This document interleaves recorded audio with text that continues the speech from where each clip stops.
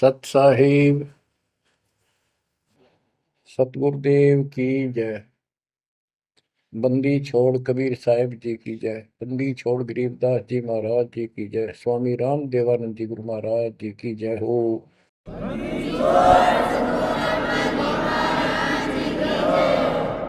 सर्व संतों की जय, सर्व भक्तों की जय, धर्मी पुरुषों की जय। श्री काशी धाम की जय, श्री सुडानी धाम की जय, श्री क्रोथा धाम की जय, श्री बरवाड़ा धाम की जय। सत साहिब गरीब नमो नमो सत पुरुष को नमस्कार गुरु के नहीं। सुर नर मुनिजन साधुआ संतों सर्वसदी नहीं। सतगुरु साहेब संत सब दंडो तुम प्रणाम। आगे पीछे मध्य हुए तिनको जा कुर्बान। नराकार निर्विषम काल जाल भय बंधन।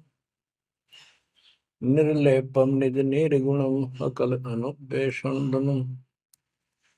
सोहम सुरति समापतम सकल समाना निर्तल।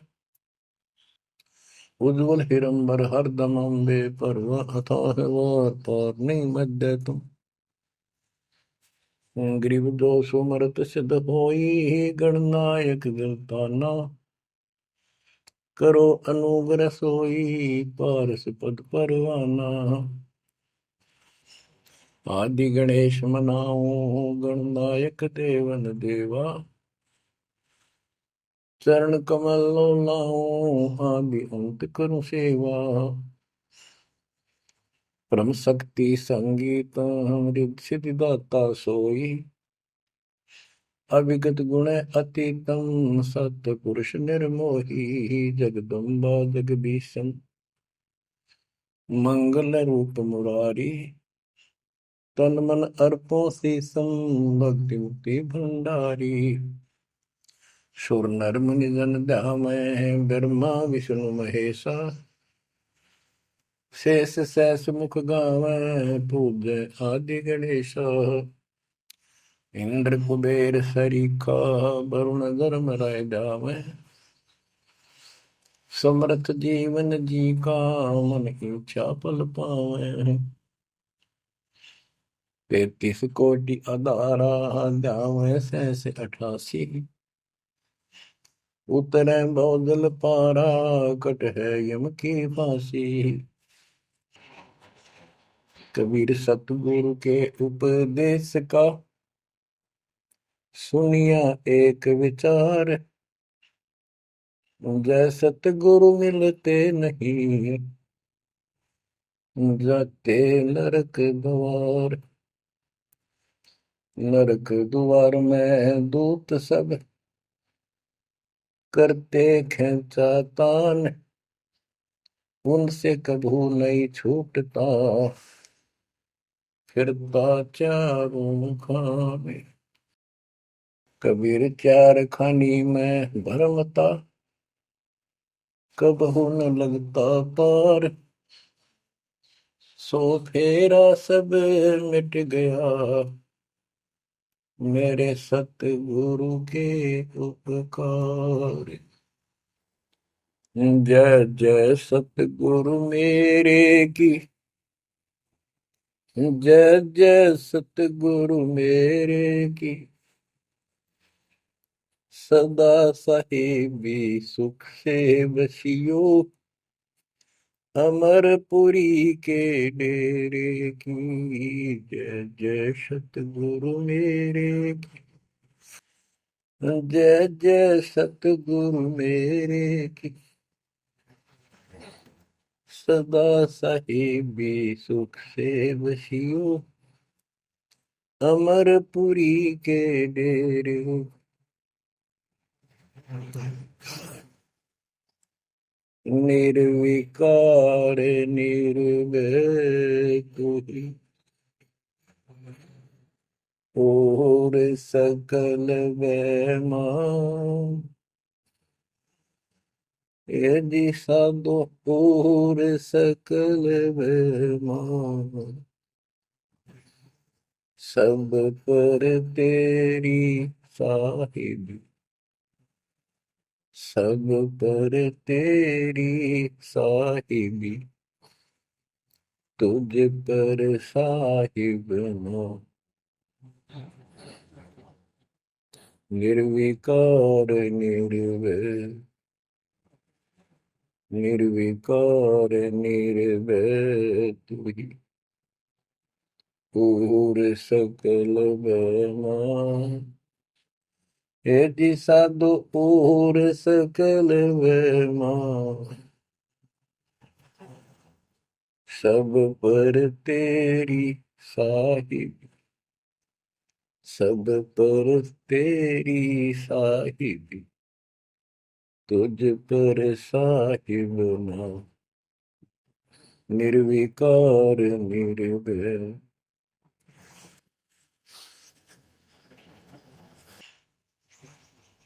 परम पिता परमात्मा कबीर जी की प्यारी आत्माओं, परमेश्वर की असीम रजा से, अपने पिता की असीम कृपा से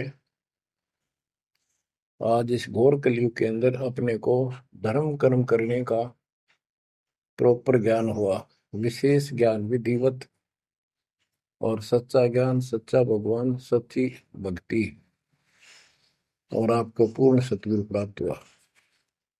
जो इस गंदे लोक में आकर हम परमात्मा को फिर भुला दिए, भूल गए, भुला दिया हमारे को, भूले नहीं। ये त्रिगुण में माया, रजगुण धर्मा से निकल रहा है गुण, सतगुण विष्णु जी से, तमगुण शंकर जी से हमारे ऊपर इतना जबरदस्त प्रभाव रखता है कि हम सब भूल जाते हैं और इनसे प्रेरित होकर के सारे उल्टे काम करें। ब्रह्मा जी के गुण से या ठाठ बाट की इच्छा होती है, राजपाट की इच्छा होती है, और संतानों उत्पत्ति बाई फोर्स कराई जाती है, जीव के वश का नहीं होता। और फिर ममता मोह एक ऐसा रोग लगा रखा है, ये सबता लग जाता है। किसी से 10 दिन ठीक से बात कर ले, उससे मोह हो जा, और अपने परिवार में जन्म लेने वाले बच्चों को से तो होना ही होना, हुआ तो 8% सीने से लगाते हैं उनको। रूह होता क्या है?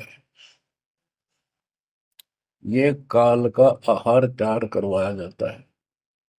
गीता अध्याय 7 श्लोक 12 में कहा है कि अर्जुन, रजगुण, तमगुण, सतगुण, रजगुण ब्रह्मा, सतगुण विष्णु, तमगुण शिव जी, इन तीनों गुणों के द्वारा जो कुछ भी हो रहा है उसका निमित्त मैं हूं, मैं इनमें नहीं हूं, यानी मैं इनसे अलग हूं, ऊपर हूं।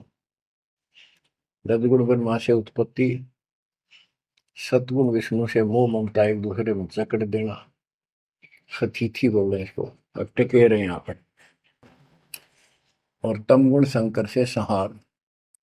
ये है यहाँ का प्रोसीजर। हमारी आंख कतई नहीं खुलती क्योंकि प्रेशर ज्यादा है, इतना दबाव है, जीव की अवस्था नहीं है। आपको इतना ज्ञान सुना दिया और सुना रहे हैं, इस ज्ञान से आपके अंतःकरण में ये फाइनल हो जाएगा एक दिन, क्योंकि बार बार कोई वस्तु सुनते हैं उसका धीरे धीरे धीरे धीरे असर बनना शुरू होता है। हम बातें सुनते हैं, सत्संग सुनते हैं, विचार मालिक के सुनते हैं, वाणी सुनते हैं, तो एक बार तो कति वैराग आ जाता है कि सचमुच बहुत गलत जगह फंस गए या कुछ भी अपना लेंगे। और उसके थोड़ी सी देर के बाद, क्योंकि मेरे को और काम भी करने होते हैं, ये व्यवस्था यहाँ की ऐसी है, तो फिर शाम तक कति भूल पड़ जाती है, बस मंत्र कभी कभी याद आ जाते हैं करने हैं, सुबह दोपहर शाम की वो नियमित सतुति भी याद रह जाती है। बाकी समय हम ज्यादातर अन्य कारोबार के सिलसिले में, रोजगार के सिलसिले में बातें करते रहते, वह फिर से थोड़ी सी भूल पड़ जाती है, फिर जब सत्संग सुनते हो फिर जागृति आती है। ये ऐसे चलेगा, चलने दो। जैसे आपको बताता हूँ, बार बार दास बताता है कि आप बच्चे स्कूल में जाते हैं, अध्यापक आता है, अपना उसका पीरियड लेता है, सबको सावधान करता है, ध्यान से सुनो, लाइन में बैठ जाओ। तो हम बहुत सतर्क होके उनकी एक एक बातों को सुनते हैं, नोट करते हैं, लिखते हैं, फिर याद करते हैं। उसके बाद हम फिर खेलते कूदते भी हैं, बच्चे घर का भी काम करते हैं, माँ बाप का हाथ भी बटाते हैं। लेकिन जो स्कूल के अंदर जो बातें सुनी थी, जो ज्ञान सुना था, वो एक अलग कोने में, मन के हृदय के अलग कोने में डिपॉजिट होना शुरू हो जाता है। और उसके अतिरिक्त हम और भी काम सारे करते रहते हैं जो पहले भी कर रहे थे। एक दिन हम विद्वान बन जाते हैं, वो काम फिर भी कर रहे हैं। इस ज्ञान को रह रहकर सुनने से एक दिन आत्मा कति दृढ़ हो जाएगी कि इस संसार में एक दिन भी रहने का नहीं है, ये संसार एक दिन भी। और कभी भी फिर शरीर यहाँ से छूट जाए, जाने का टाइम आ जाए, नो प्रॉब्लम। हमारी आस्था सतलोक में जाने की होगी, क्योंकि हमने वहां जाने का टारगेट बना रखा है। पहले तुम्हारा कोई टारगेट नहीं था, हमारे पास जाएंगे कहाँ। उसमें कोई बच्चे में मोह हो जाता, परिवार में मोह रह जाता, यही कुत्ते बनकर जन्म ले लेते। कबीर साहब कहते, जहाँ आशा तहाँ बासा हुई, मन कर्म वचन सुमरियो सो। गीता अध्याय 7 श्लोक 6 में यही स्पष्ट किया है कि अर्जुन, अंत समय में जो जिस भी भाव में भावित रहता है, जिसके ऊपर जिसमें आस्था रहती है, वो उसी को प्राप्त होता है। जब तक हम भक्ति नहीं करते, इस ज्ञान से परिचित नहीं होते, तो हमारा संसारिक संसारिक यानी परिवार में, संपत्ति में, इसमें कभी हम जकड़े बैठे होते हैं। एक उदाहरण दिया करते थे गुरुदेव, एक बूढ़े की मृत्यु होती, किसान था, पशु रक्षा करते थे, मृत्यु होने लगी, उसकी जुबान बंद हो गई। आसपास परिवार के सदस्य आगे, वही पिताजी तो अंतिम टाइम आ गया, वो आगे। तो थोड़ी देर के बाद वो ऐसे संकेत करने लगा, ऐसे इशारा हाथ से। उन्होंने सोचा भाई पिताजी कुछ कहना चाह है, हो सकता कोई धन दाब रखा और बताना भूल गया, वो अचानक मृत्यु होगी। एक डॉक्टर बुलाया, उसने पता था कि एक बार ये बुलवा देगा, 500 रुपये लेगा, ऐसा इंजेक्शन लगाता है। वो बुला गया, उसने इंजेक्शन ला दिया। पिताजी बता बता जल्दी क्या कहना चाहो थे। एक गाय का बछड़ा झाड़ू मुंह में दे रहा था, उन्हें खराब कर रहा था। जो बोला, देख यो बछड़ा झाड़ू चाबे, तुम कित मर गए, नाश करोगे मेरे गाय पाछे, ये नुकसान कर दिया। 2.5 आने की झाड़ू 500 रुपये पड़ गई हुए। जहाँ साता बासा हुई, वहीं फिर कुत्ता गधा पशु बढ़कर वहीं जन्म लेगा। तो हमारी एक वृत्ति यहाँ से हटेगी इस ज्ञान से। अंतिम समय आप यहाँ कुछ याद नहीं आओगा, इस ज्ञान में सुनते रहे और भक्ति करते रहे, मर्यादित रहे। ज्ञान के साथ साथ यह भक्ति आपको सहारा देगी अंतिम समय में, मन को उधर धकाने के लिए। वैसे नहीं धकता है, वो ताकतवर है, ब्रह्मा विष्णु महेश मन का आधार मान रहे। ये ज्ञान और इस भक्ति की शक्ति इस आत्मा को न धका देगी ऊपर। अंत समय में सेकंडों के अंदर सतलोक बैठे पाएंगे। इस पर लगे रहना, इस मार्ग से जैसे दास आपको बताता जाएगा।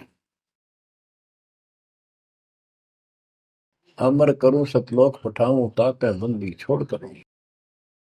कबीर साहब कहते हैं, मैं अमर करूं सतलोक पठाऊं भेज दूं, इसलिए बंदी छोड़ कर लाता। अब यहाँ ये क्यों हो रहा है, क्या हो रहा है, आपको सब पता है। पहले तो नहीं था, पर अब पता लग गया आपको, बिल्कुल सही पता लग गया। माता पिता के सामने बच्चे एक या दो तुरंत मर जाते हैं, चक्कर मारते रह जाते हैं, हाथ कुछ नहीं आना, और कई महीने वर्षों तक उसकी याद सताती रहती है। हम इतने विवश हैं, हम इतने बंद में हैं, हम कुछ नहीं कर सकते, लाचार हैं। एक राष्ट्रपति किसी देश का, या प्रधानमंत्री, या अन्य कोई सक्षम मानता अपने आप को, उसका इकलौता बेटा मर गया, प्रधानमंत्री, टक्कर मारा वो, टक्कर। और उससे पहले न, आकाश में वो थी उसकी तूती, साथ में आकाश में रहा था, उसका दिमाग धरती पे पटक दिया। एक बताते हैं, महाभारत में प्रकरण आता है, द्रोणाचार्य, ये गुरु था कौरव पांडव का, और शिक्षा दिया करता, मोह मत करो, मोह सबसे बड़ा खतरनाक है। द्रोणाचार्य का जब लड़का अश्वत्थामा मरा, मरा नहीं था उस समय तक, ये कह दिया गया अश्वत्थामा मर गया। वो झूठ बुलवाई गई थी श्री कृष्ण में प्रवेश काल द्वारा, कि एक अश्वत्थामा नाम का हाथी था, उसको मार दिया गया। और युधिष्ठिर का बहुत विश्वास करते थे सब, कि ये सत्यवादी है, कभी झूठ नहीं बोलता। तो काल ने यह चाल चाली कि द्रोणाचार्य पांडवों की सेना को मार डालेगा। बहुत जबरदस्त तीरंदाज है, बहुत गजब का शूरवीर निशानेबाज है, इसको कंडम किया जाए। तो उसको कंडम करने का तरीका अपनाया कि इसको एक झूठी खबर फैलाई जाए कि इसको थॉमस का बेटा मर गया युद्ध में, फिर ये पागल हो जाएगा। ऊपर तक दुनिया गीत गाती है, जब लग गया अपने, जब पता लग गया, तो युधिष्ठिर से झूठ बुलवा दिया कि तूने कह दे कि अश्वत्थामा पीते, अश्वत्थामा मर गया, तेरी झूठ भी ना होगी, हाथी मर गया ना, ये हो जाएगा। तो पहले तो युधिष्ठिर माना नहीं, फिर ये कहा कि हाथी मार दिया है, तो झूठ थोड़ी है। झूठ तो थी है, न्यू थोड़ा। पहले हम छोटे से थे, तो न्यू कहते, अरे झूठ बोली तो ना पाप लगेगा, बोला ना, उंगली पर उंगली चढ़ा के बोली थी, ये कौन पाप लगे। यानी ये अपने फार्मूले हैं, पाप तो पाप तो लगेगा। तो सब ने कहा कि आपका बेटा अश्वत्थामा मर गया, दौड़ना चाहिए। तो बोला नहीं, मेरा बेटा नहीं मर सकता, नहीं मर सकता, उसको मारने की हिम्मत किसी में नहीं है। कि युधिष्ठिर कह देगा तो मैं मान जाऊंगा। तब युधिष्ठिर ने कहा, अश्वत्थामा थे नर व कुंजर, नर तो जोर तो बोल दिया, व कुंजर, भाई हाथी आदमी या हाथी, ये नहीं कह सकता, वो मन मन में बोल दिया। तो यह बात सुनकर अश्वत्थामा थे, अश्वत्थामा मारा गया। आगे कड़ा सुना था द्रोणाचार्य, नरवा कुंजर कह गया वो, इतना पागल ने ढाल हो गया, टक्कर मारा, कति कंडम हो गया, उसने हथियार भी नहीं उठा उसने। और पांडवों ने वो गढ़ जीत लिया उस साइड का जहां वो मोर्चा डटे खड़ा था। तो बच्चों, ये मोह इतना जबरदस्त है, जीव के बस का नहीं है। और बनता कुछ नहीं, बचाओ कुछ नहीं। तो इसका बचाओ अब है तो ज्ञान हो। ये ज्ञान जो दास बता रहा है, ये आपके हृदय में जच जा कति, ये कुछ भी अपना नहीं है। 100 की 100 साची है, पर मन मानने तैयार नहीं, आत्मा को दबाए रखा है। ये सब काल आहार हमसे पैदा कराया जाता, जैसे कसाई बकरे पालता है। कसाई बकरे पालता है, उनके लिए सरागाह बनाता है, सुंदर तालाब बनाता है पानी पीने के लिए, उनके लिए छाया, गर्मी, सर्दी, ओलों से बचने के लिए शेड डालता है। पहले झोंपड़ी डाला करती थी, तो उस घास फूस के लकड़ी, अब टीनों का शेड बनाते, पंखे लगा दिए जाते। और ये समझो कि जैसे कसाई ने 3 पाड़ी रखे हैं नौकर, एक बकरे मोल लाके वहां छोड़ता है, दूसरा उनकी पालन पोषण करता है, और तीसरा उनमें से निकाल के और अपने कटवा देता है, बेच देते हैं, कसाई को सौंप देता है। ये प्रोसीजर है यहाँ पर। जैसे कसाई कभी कभी आता रहता है, बकरों को देखता है, संभालता है, तो उनके कमर पे हाथ मारता है, शरीर पे, और वो उसको अपना एक बहुत हमदर्द मित्र मानते हैं, मालिक मानते हैं। देखो हमारे को कितनी सुविधा दे रखी है, पानी क्या, घास क्या, गर्मी सर्दी से बचने का। वो देखता तो हाथ मार के ऐसे है कि ये कितनी कीमत का हो गया, कितना मांस है इसमें। और वो समझते हैं ये प्यार करे हमारे से, कसाई लाड करता है, वो भी उसको प्रतिफल में जीभ से चाटते हैं उसका हाथ, प्यार करते हैं। और कई कई तो उसके ऊपर पैर फैला के उसको प्यार देना चाहते, सीने से लगाना चाहते हैं बकरे। ऐसा पशु भी प्यार देते हैं, उसको अपना मानते हैं।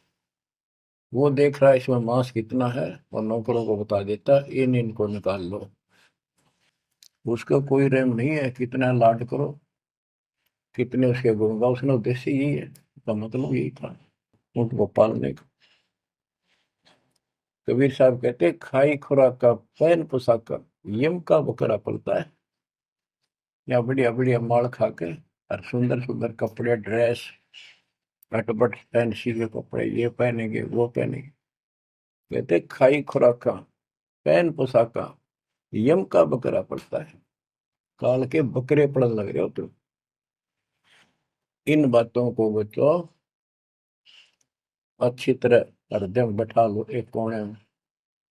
संसार में रहेंगे, रहना पड़ेगा, लेकिन परमात्मा की शरण में रहेंगे, मर्यादित रहेंगे। काल का कोई अटैक आप पर नहीं होगा, ना आपके परिवार पर होगा, ना किसी धन संपत्ति व्यवसाय पर होगा। ये सत्कर मान लेना। हम मर्यादा को हल्के में ले लेते हैं, और ये हमारे विनाश का कारण होता है। गलती हम करते हैं, कोई काल का ऐसा अटैक आने का समय हो गया और वो नुकसान हो गया, तो भक्ति और छोड़ देते हैं, हो गया सर्वनाश। भक्ति छोड़ दी, भगवान की शरण छोड़ दी, फिर और कहाँ ठिकाना रह गया। कटी पतंग हो गई। कटी पतंग का कोई अस्तित्व नहीं रहता, कुछ देर उड़ जरूर सकती है, अंत में पता नहीं कि कर पेड़, बबूल के पेड़ में उड़ के फड़फड़ कर कपाटती है। ऐसे फंसे रह जाओगे तुम इस काल के जाल में, कांटेदार झाड़ियों में, इस गंदे लोग।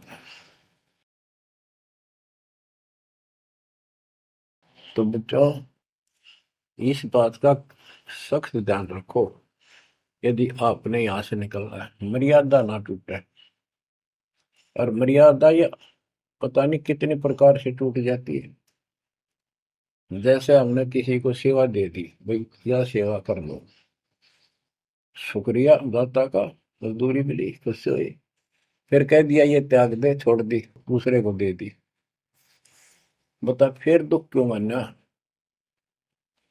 फिर दुख मानते, मैं ये समझा, इतना ज्ञान होकर भी तुम ऐसी बातें करते हो, तो शुक्र मनाओ, और 100 बार हाथ जोड़ के, भाई बहुत अच्छा, गुरुदेव का आदेश है कि भाई सेवा कर लेगा, मुझे भी और सेवा दे दियो कोई, मेरी नीयत से सेवा करने की। अन्ना मिला तो अपना सबर करे, भक्ति करे, सत्संग में जाओ। 100 सेवा है आश्रम में करने वाले को, बहुत सी सेवा होती है। तो एक बात का बंद कर नहीं बैठना चाहिए। ये प्रार्थना आती है, मेरे को कोऑर्डिनेटर की सेवा फेर दियो, ये भी कमजोरी है। जैसे एक डॉक्टर के पास बूढ़ा आदमी गया, कमजोर सा, और दोस्ता में अस्थि पिंजर बने जा शरीर का, जाके बता डॉक्टर जी मैं खड़ा होता हूँ तो चक्कर आते हैं, क्या करूँ। डॉक्टर बोला कमजोरी है, वीकनेस ऑफ बॉडी। बोला पिंडी दुख है, पिंडी, पैरों की। डॉक्टर बोला कमजोरी है। फिर वो व्रत बोला जी, मेरे सारा शरीर में भड़कुआ रहती है, यानी सारे शरीर में दर्द सा बना रहता है, चबक चबक नाड़ी करती है। डॉक्टर बोला कमजोरी है। वो वृद्ध गुस्सा होकर बोला डॉक्टर ने, तो डॉक्टर है गम चक्कर है, एक का बात जाना है कि कमजोरी है, कमजोरी है, और भी तुम्हें पता होगा। डॉक्टर बोला ये भी कमजोरी है, this is also due to weakness. ये क्रोध भी कमजोर आदमी ने घनाया कर, यह भी कमजोरी है।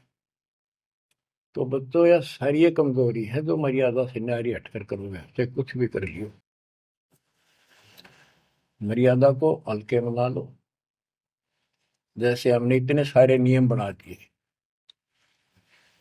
भक्ति करनी है तो इनका पालन करना पड़ेगा, नहीं तो फिर गधे बनकर कुमार के नियम में चलना पड़ेगा। एक कदम भी अपनी मर्जी से नहीं जा सकते, बैल बनकर नाथ डल जाएगी, छच्चर बनकर बग्गी में दौड़े जाओगे, रेड़ी में, फिर चलेगी क्या आपकी मर्जी। असंग जन्म तन मृत्या हो गए, जीवित क्यों नाम रह रे। दवा दस दर मद मैल मठ बोरे, बोर ना दे धरे रे। तो बच्चों जीवित मर लो, इन बातों को छाती में धर लो, हृदय में बैठा लो, कति मस्तिष्क में। ये संसार आपका नहीं है, ये परिवार आपका नहीं, ये संपत्ति या कार कोठी तेरी नहीं, गरीब काया तेरी है नहीं, ये माया कहाँ से हो। चरण कमल में ध्यान रख, इन दोनों को खो, इनको भूल जा, अपने गुरु जी के चरणों में ध्यान रख, उनके बताए दिशा निर्देश के आदेश से आधार से अपना जीवन निर्वाह कर। बच्चों आंख खोल लो, बार बार ये बातें बताई जाती हैं। जब ऊक चुक हो जाएगी फिर तो रोना शेष रहेगा, नथिंग एल्स। इस मार्ग में अहंकार इंसान को मारता है। किस चीज में अहंकार करो, माया होगी तो अहंकार होगा, कोई पोस्ट पद ठीक सी होगी तो अहंकार होगा, शरीर स्वस्थ है, थोड़ी सी जान, अहंकार हो गया, एक परिवार में पांच चार लाठी ठाणिये हो गए तो अहंकार हो गया, और अपने बॉडी की ताकत का अहंकार। और भी सैकड़ों कारण है जो इंसान के मन में दोष पैदा हो जाता है। तो ये इंसान का सबसे बड़ा खतरनाक शत्रु है। परमात्मा को अहंकार पसंद नहीं, और छोटी मोटी गलती को माफ कर सकता है। रावण था जिसे अहंकार नहीं छूटा, 10 मस्तक सर भी काट दिए, 10 बार काट दिए तो वापस दे दिए, ले भाई। ये सारा कुछ खेल कबीर साहब का किया, सारा कुछ। ये आत्मा परमात्मा की है, चाहे आज राक्षस है, चाहे कोई कसाई है, चाहे देवता है, चाहे ब्रह्मा विष्णु महेश है, चाहे कीड़ी आती छोटे जीव है, कोई स्त्री पुरुष है, बालक बच्चे, जीव जंतु सब उसके हैं। काल चाहता भक्ति से खत्म हो जा, ये भक्ति में इनकी आस्था खत्म हो, मालिक चाहता है इनकी भक्ति में आस्था खत्म ना हो, फिर तो कति गए काम क्या है। जो भी जैसी साधना मालिक के नाम पर बैठ कर कहीं कर रहा है, उसके पिछले संस्कार से, उस भक्ति से जो उसको मिलना है, उसके साथ साथ परमात्मा उसको सहारा देते हैं। जैसे रावण ने सिर काट दिया शिव जी के निमित्त, तो भगवान के नाम काटा उसने, वो भगवान की खोज में निकला था। साधना गुरु गलत मिलने से उसको मार्ग गलत मिल गया, पिछले जन्म के संस्कारी ही इतने सेक्रीफाइस कर सकते, इतनी कुर्बानी कर सकते, वैसे नहीं हुआ करते। तो पिछले जन्मों में वो भगवान का भगत रहा है, फिर इतना बिगड़ गया कि राक्षस बन गया। तो उस मालिक ने उसको 10 शीश वापस दिए, लेकिन बकवाद करी तो अंत बुरा हुआ। उसके कर्म मद सिद्धि सिद्धि की, उनसे धन दे दिया, वो धन भी यही छोड़ गया। गिरफ्त सर्व सोने की लंका होती, रावण शरण दी, एक पलक में राज विराजी, जम के पड़े दी, मन तो सुख के सागर बसरे, और न ऐसा यसरे। क्या मांगो कुछ थिर न राही, देखत नैन चला जग जाई। 1 लाख पूत 1.25 लाख नाती, उस रावण का आज दीवान बाती। एक पुत्र मांगते फिरते हैं, एक बेटा देते। हे भगवान, बेटा हो गया। बेटियों की तो हम गिनती नहीं करते। बेटा चाहिए, बेटा। वो किस लिए उगलछमी पैदा कर रखी थी कि बेटा ना हो, यहाँ तक गति नहीं होगी माँ बाप की, क्योंकि अंत समय में जेठा बेटा, बड़ा पुत्र, माँ बाप का अंतिम संस्कार कराए, यानी उसने फूका है, फिर उसकी अस्थि डाल का है, फिर उसकी क्रियाक्रम करावे, तो उसकी गति हो। और जिसका बेटा नहीं, उसकी गति नहीं हो सकती। उसको तो संतान वाला मानते भी को नहीं, मना नहीं करते थे। अब तो ये चांदना होगा, रोशनी होगी, बेटा बेटी है। कितनी मूर्खता का काम था। लेकिन काल ने तो उल्टी पढ़ाई पढ़ानी, उल्टा रास्ते डालना, और वो होना एक परंपरा बनाकर बैठ गए। वो एक लकीर के फकीर होंगे। जैसे राजा दशरथ का सबसे बड़ा बेटा रामचंद्र था, उसको राज दे दिया। और बच्चों, फिर उसको वनवास देना पड़ गया मजबूरी में। रामचंद्र जी वनवास में चल पड़े। राजा दशरथ का इतना मोह था अपने बच्चों में, रामचंद्र में विशेष, और जो बिछुड़ा उसमें ज्यादा हुआ करे। तो नो चल पड़ा, महल के ऊपर चढ़ के देखा, दिखता रहा, फिर नहीं दिखा तो चौबारे की अटारी पर चढ़ गया।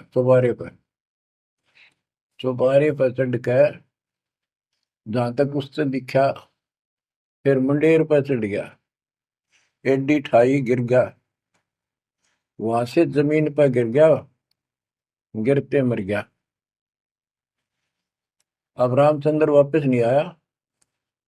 उसका अंतिम संस्कार किसने करा? वो पूछने वाला वे मंदबुद्धियों ने, जो दुनिया को भ्रमित क्या करते थे, किसी की अकल वहां नहीं गई वहां तक। जेठा बेटा था ही नहीं, फिर उसके अंतिम संस्कार किसने करे? दूसरे ने करे होंगे। तो ये बात कहने की है, तो इसका मतलब उसकी गति हुई नहीं। बेटा होते हुए भी अंतिम संस्कार नहीं कर सका। तो इन बातों ने छोड़कर सतगुरु कबीर साहब द्वारा जो ज्ञान दिया है, इस पे दृढ़ हो जाओ। देखो, हमारी सारी बात उल्टी है। भक्ति मार्ग में बेटा है, बेटी है, अच्छी बात है। परमात्मा के चरणों में लग गए दोनों, तो हम तो बरी से हो गए, क्यों? भगवान आप पर खड़ा हो गया। और बेटा भक्ति नहीं करता, बेटी करती है, तो एक कौडी का नहीं हो बेटा किसी काम का।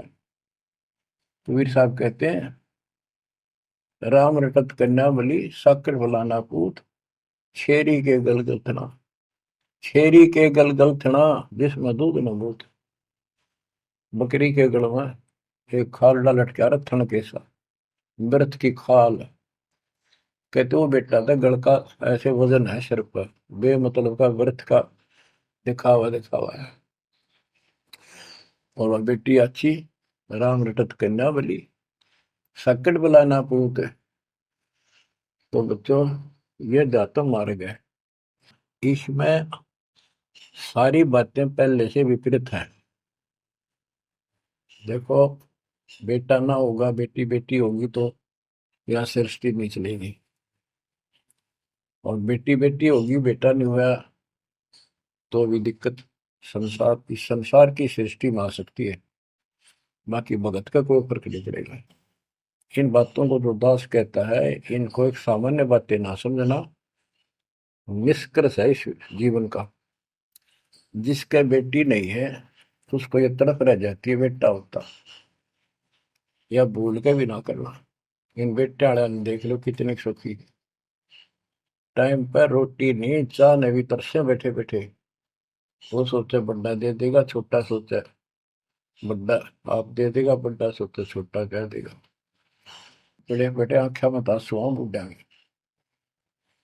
और बेटी आखिरी सांस तक प्यार देती है अपने माँ बाप को। एक आदि ने कमी बात कह नहीं सकते, वो किस्से के बिना होती हो तो आत्माएं नष्ट होती है। आखिरी सांस तक यहाँ भी हमने देखा, जैसे लड़की रोटी खा रही है और लड़का वैसे बैठा था। माँ ने कहा बेटा वो सामान ला उठा कर, मैं रोटी तैयार बनाऊं भोजन। बेटा बेटा ना लाऊं, यूं कौन खोया लावे। बेटी तो कया भी कोई ना, रोटी खाती खाती छोड़ के आन की थी, एक 10 साल का की होगी, लड़का 12-13 साल का। उठ कर रोटी छोड़ के हाथ धोकर और सामान लाकर माँ को दे दी। लेकिन फिर भी बेटे में मोह ज्यादा और बेटी में नहीं। इसका कारण यह था कि हमने बेटी को बाहर बना लिया इस गलत रीति रिवाज। बेटी तो 15-16-20 साल की मेहमान होती है आपकी। ये तो परमात्मा की बेटी 2 गुना का सुधार करती है। आगे जाके घर बसावे, उस परिवार को भी सुधारे और माँ बाप के अंदर मोह नारा रहे। तो भाव ये है कहने का, अगर बेटा नहीं है ना और भगत है, उसके सब भगवान धरती पर नहीं। प्रथम तो वो है जिसका कति संतान नहीं, वो भगवान। दूसरा वो है जिसका बेटा ना हो, बेटियां की करके शादी वृद्धावस्था में अपना लेकर मारा जाता है। और बेटी वहां बैठी भी माँ बाप की चिंता करेंगी और कोई ना कोई सुविधा उनको देती रहेगी। और बेटा छाती पर रह के भी खून फूक के जाएंगे, कति साफ दिखाई दे है, इसमें कोई मानो तो ना मानो। लेकिन बेटे भी हैं, ठीक है, और उनमें वो भी भक्ति करो, आप भी करो, कुछ दिन में उनको समझ आ जाएगी।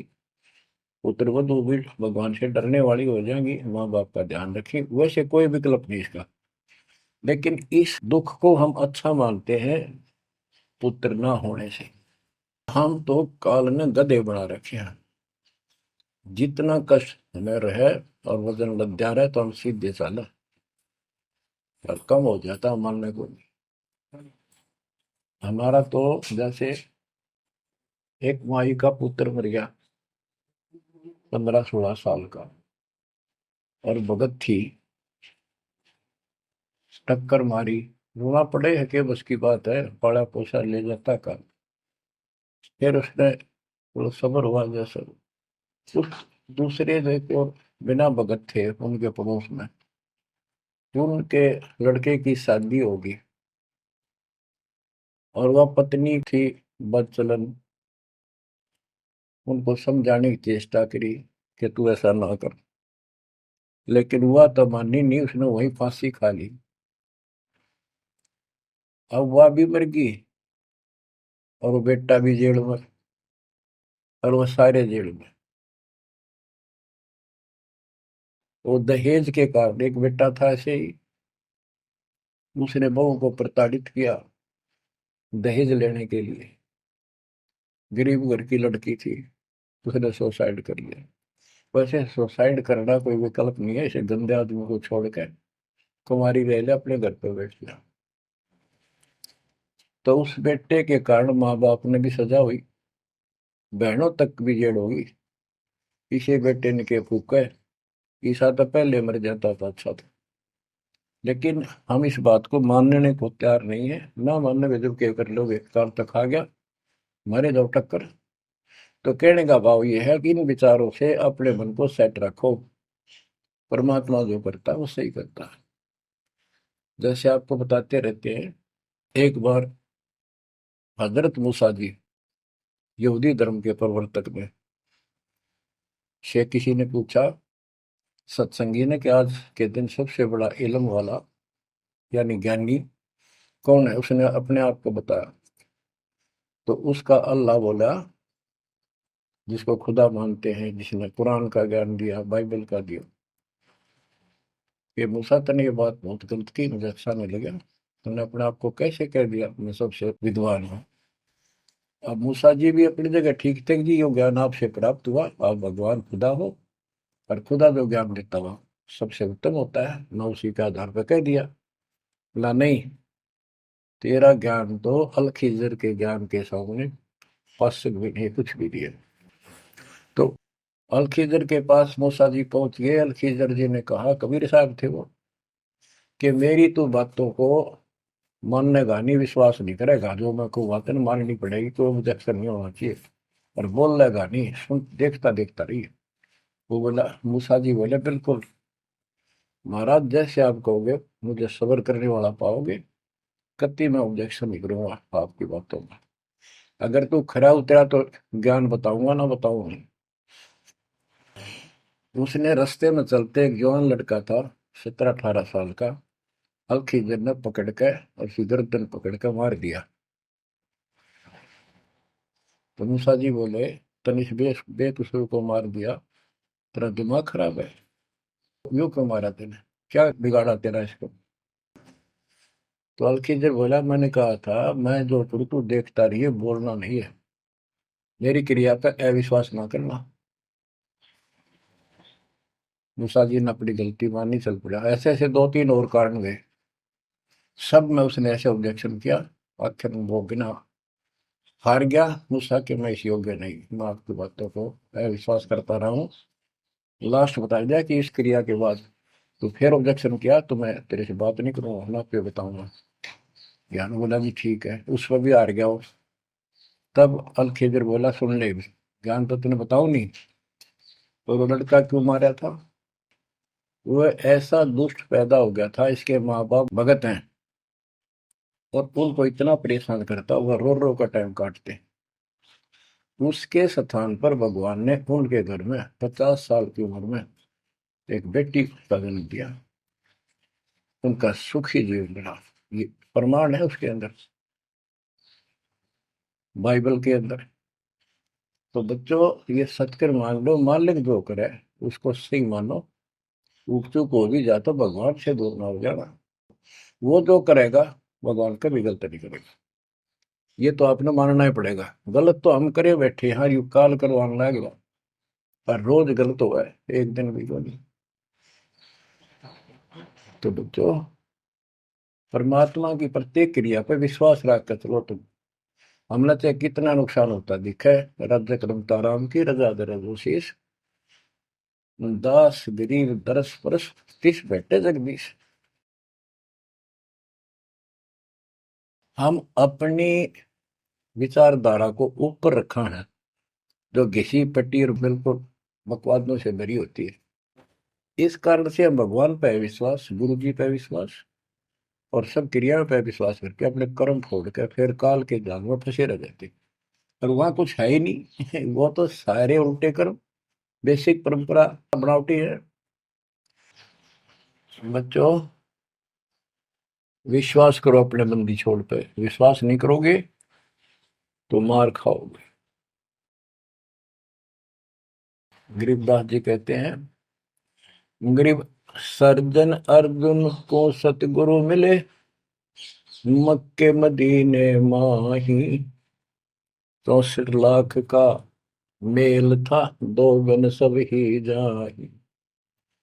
गरीब चंडाली के चौक में सतगुरु बैठे आए, 64 लाख गारत गए, दो रहे सतगुरु पाए।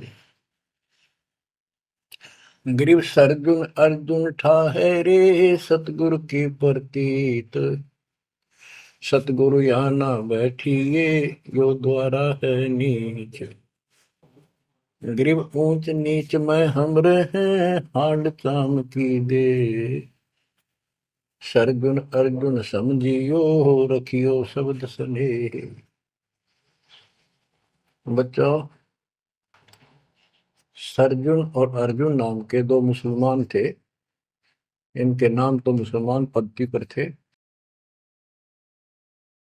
परमात्मा मक्का मदीने में गए तो वहां बहुत से चमत्कार किए। इन दोनों आत्माओं को समझ में आई ये बात।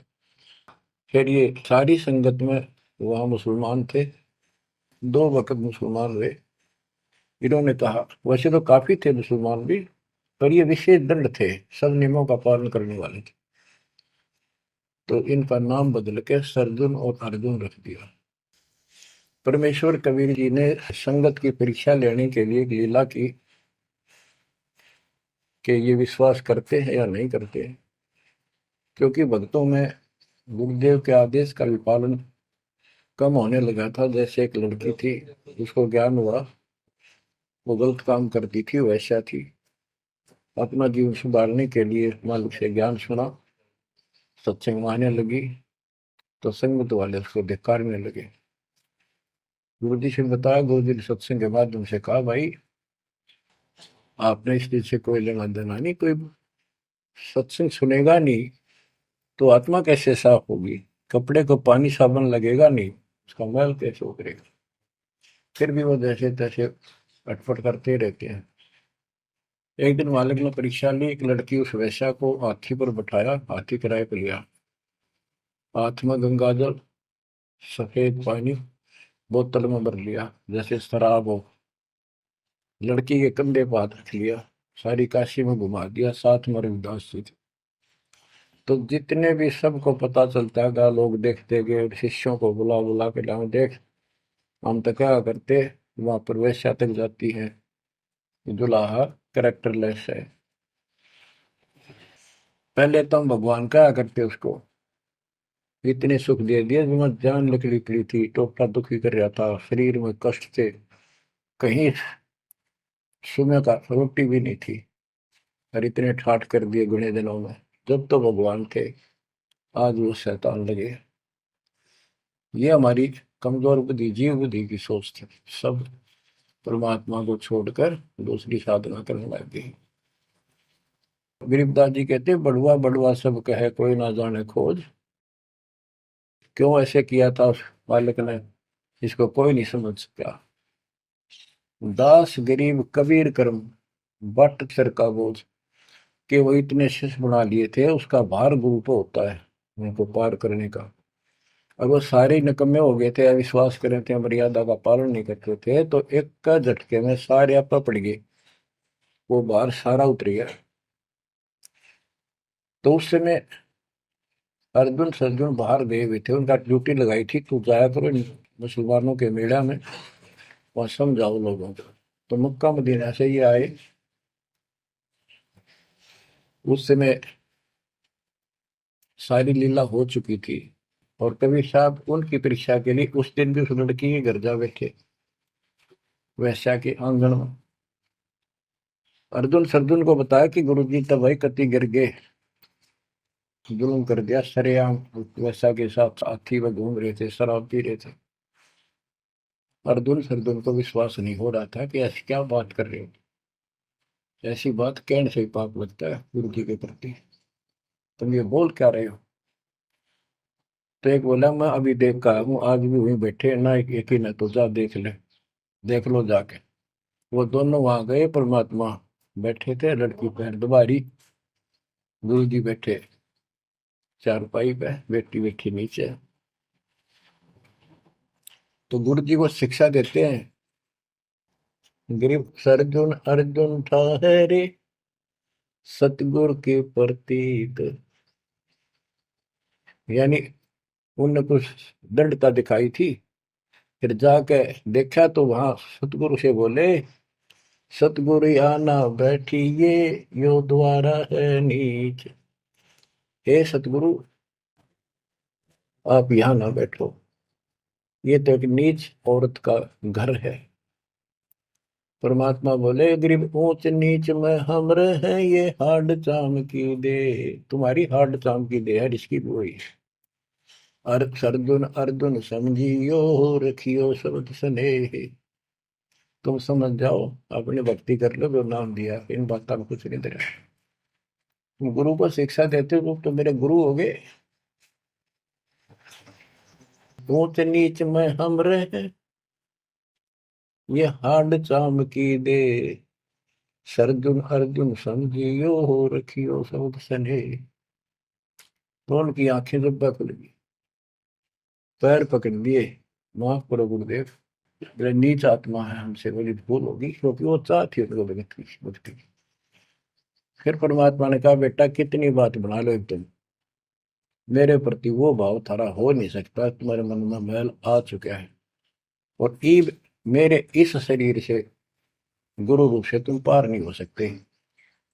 फिर रोए बुरी तरह जी, फिर उद्धार कैसे होगा? फिर बता कि दिल्ली से 10 मील दूर पश्चिम की ओर किसी गांव में हम फिर आएंगे, हमारा एक भक्त आएगा, उसको दीक्षा देंगे, दीक्षा उससे लेकर तुम कल्याण को प्राप्त होगे। तो वो कहते हैं वहां से चल के वृद्ध अवस्था में हमायूं गांव है खरकोदे के पास, वहां आकर रुके। कति वृद्ध हो गए, मालिक की कृपा से वो 200 साल जिए ऊपर वैसे। और फिर गरीबदास जी को परमात्मा मिले 10 साल की उम्र में, उनको दीक्षा का आदेश दिया। तब उसने उन्होंने वहां से दीक्षा लेकर वहीं शरीर छोड़ दिया, छुड़ानी में ही। उनकी अभी तक हमारे सामने बताओ थे, हम जाने लगे थे कि अब 2-3 साल पहले, 10 साल पहले, या भोरी वाले महाराज आया करते गरीबदास जी, उन्होंने वो मंडी फुड़वा दी। उनके दोनों की यादगार बनी हुई थी, इसलिए फुड़वा दी कि लोग इन पूजन लाग जाए गरीबदास जी को छोड़ के। तो कहने का भाव यह है बच्चों, आंख खोल लो, इन बातों को चिंतरा, गुरु के प्रति कभी अविश्वास नहीं होना चाहिए, और परमात्मा की प्रत्येक क्रिया को शिरोधार्य होना चाहिए। आंख खोल लो, परमात्मा बार बार यह मौका नहीं देगा आपको। समझा है तो सिर दर पाऊं, और नहीं रे ऐसा दम। ये संसार समझदा नहीं, कहंदा शाम दोपहरे में, गरीब दास ये वक्त जात है, रोवोगे इस पैरे। भक्ति नहीं करते वो न्यू रोएंगे, गलत साधना कर रहे वो रोएंगे। ये सच्ची भक्ति करके मर्यादित ना रहे तो तुम रोओगे। कभी सीधे हो जाओ, समर्पित हो जाओ, मालिक के चरणों में सदा ध्यान रखो, बुराइयों से बचो, सेवा सुमन दान करो, मर्यादा का निर्वाह करो, मालिक आपको मोक्ष दे। सत्साई।